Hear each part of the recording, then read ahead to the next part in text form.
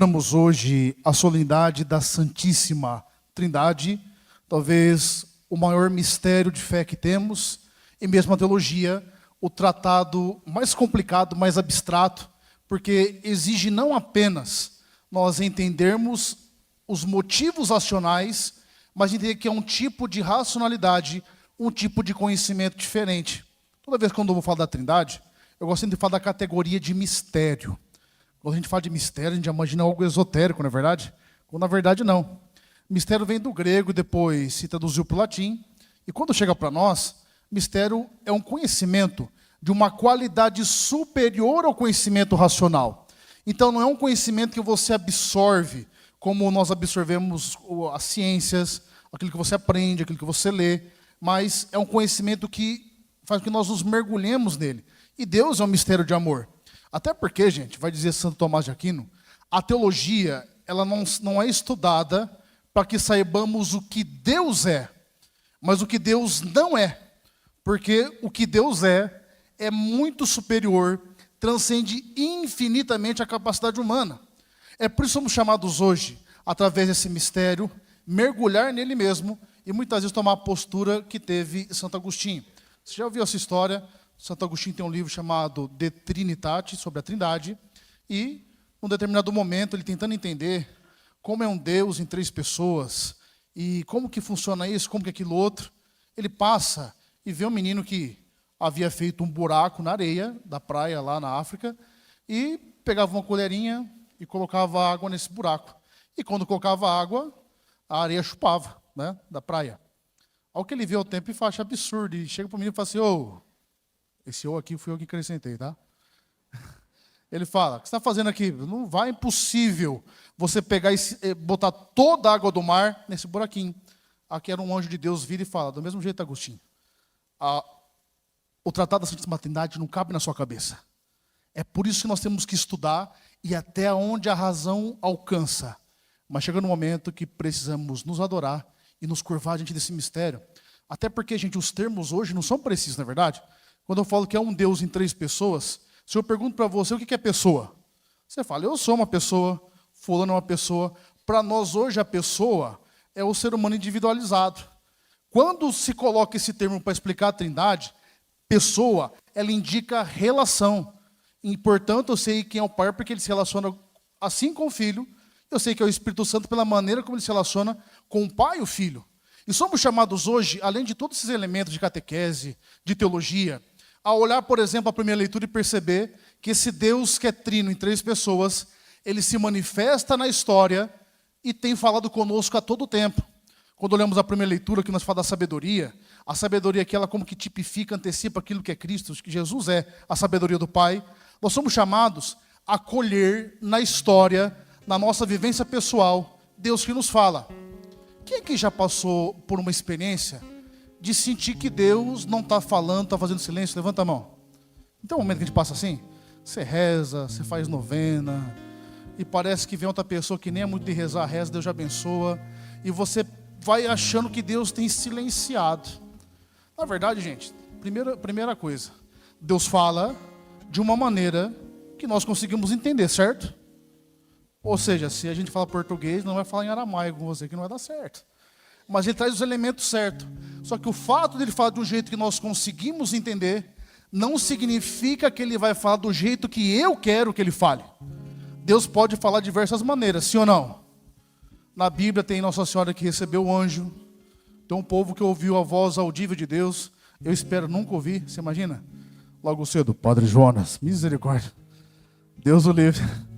Eu já vou falar, está amarrado e acorrentado. Não, que assusta, na verdade. É brincadeira, mas tem gente que relata que já teve essa experiência. Mas sabe onde Deus mais tem falado muitas vezes?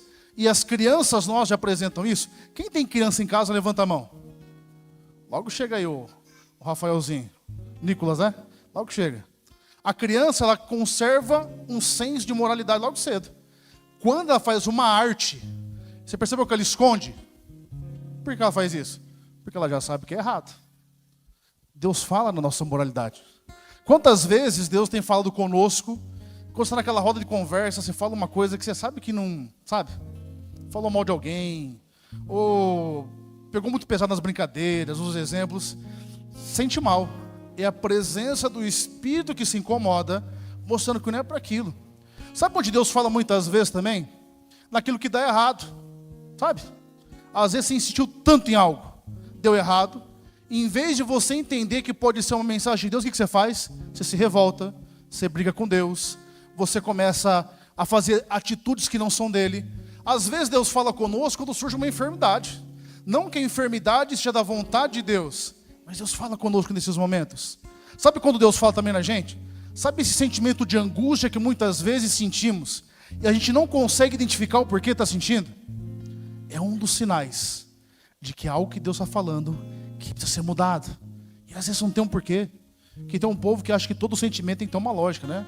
Sentiu alguma coisinha ou alguém vai morrer. Não, às vezes é só Deus te provocando para algo. O que nós precisamos pedir para Deus é a sensibilidade de percebê-lo, a sensibilidade de entendê-lo. E todas as vezes que você tiver alguma dúvida de como Deus fala, entenda sempre uma coisa: o ser humano é corpo, alma e espírito. O corpo é nossa dimensão fisiológica. O espírito é onde Deus fala. A alma é onde está a nossa memória, inteligência e vontade. É onde você deseja, onde você sente, então estão seus sentimentos. E portanto, para saber o que é Deus, normalmente aquilo que Deus fala vai contrariar aquilo que nós de fato queremos no momento. Mas por que é que a gente tem dificuldade de enxergar e de entender a Deus? Porque somos um povo que não reza. Se eu perguntar aqui, nem vou pedir para levantar a mão, quantas pessoas, não vou nem falar ao longo da sua vida, durante essa semana parou um pouco diante do Santíssimo Sacramento, ou na sua casa tirou que seja 20 minutos ou uma hora, para não simplesmente fazer aquelas orações já feitas, mas falar com Deus, apresentar as suas situações. Deus fala, gente, e fala de diversas maneiras. Esse Deus que é trindade, que escolheu habitar em nós, ele se comunica com o ser humano. A grande questão é a seguinte: será que eu tenho falado com ele? Será que eu tenho dado atenção ao que o Senhor espera de mim? Será que eu tenho de fato me voltado para ele? Ou eu tenho mergulhado na revolta, na maledicência, brigando porque nós vamos tornando pessoas amargas? Quantas pessoas carregam a vida inteira um sentimento, mas por que que isso não deu certo? Porque tal pessoa saiu da minha vida, porque tal realidade não aconteceu, e por que isso, por que aquilo outro, e você vai se em si mesmando. O que nós precisamos fazer hoje e entender é que Deus não tem filho predileto. Ele quer falar com todos nós. Ele tem filho birrento, que sou eu, você muitas vezes, teimoso, que não consegue fazer o que tem que ser feito, que insiste nas mesmas coisas. Mas se nós vamos mudando a nossa vida, fazendo aquilo que tem que ser feito, Deus vai encontrando espaço para de fato falar em nossos corações. É por isso que quando o Senhor se revela em João 16 aqui, ele fala: eu não vou falar todas as coisas, porque, em outras palavras, Jesus não ia ser tão claro. Eu falo assim: olha, vocês não estão entendendo nem isso aqui, que eu estou falando para você. Tem uma noção que Deus visitou o povo, o homem estava com eles lá, Jesus, e eles não entenderam. Gente, se vocês não entenderam comigo aqui, é só o Espírito Santo que vai resolver isso aí, que vai ensinar todas as coisas, que vai nos ensinar. E aquilo que nós chamamos de presença de Deus é propriamente o Espírito Santo em nós. É por isso que a experiência que temos que fazer de um Deus é uma experiência de intimidade. Por isso, o que Deus pede para nós hoje, no primeiro momento, além de tudo que já foi falado, é uma atitude de humildade. Repita comigo: eu não sei todas as coisas. Eu não consigo todas as coisas. E é isso aí, gente. A gente não sabe não. Quanto pai e mãe em crise, porque não sabe educar esse pequeno satanás que veio para sua família aí. Você nunca entende, cada vez é uma manifestação diferente, é verdade? Brincadeira, viu? É tudo uns anjos. Lúcifer também era um anjo, né? Dá trabalho, a gente sabe que é difícil. E aí você vai se em si mesmando: eu não consigo, eu não posso.